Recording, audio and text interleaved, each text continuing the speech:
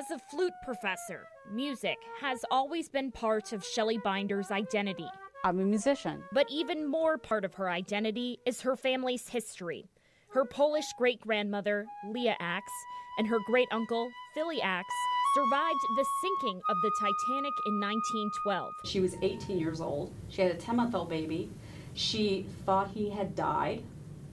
She thought she was going to die. She saw the most horrific, inhumane things she'd ever seen in her life. This is Binder telling the story to her class of first-year students at UT, an idea she came up with after years of intense research into how her family survived that night, during which about 700 survived and 1,500 people died. As I researched it, I kept finding conflicting information with what I had always been told growing up. What she knows for sure is that her great-grandmother and then infant great-uncle were split up amongst the chaos. Leah Axe was rescued by crews from the ship the Carpathia, where she was reunited with her baby and eventually her husband in the U.S.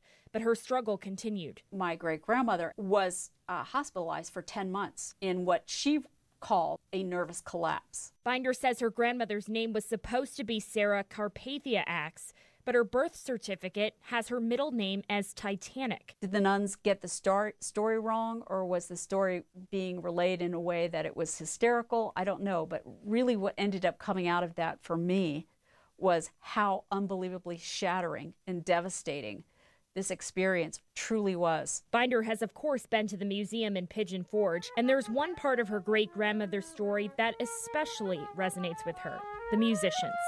And they stood there on the deck of a sinking ship and continued to play to calm people. And I know that I would want to hold my instrument as long as I possibly could because I love to do it.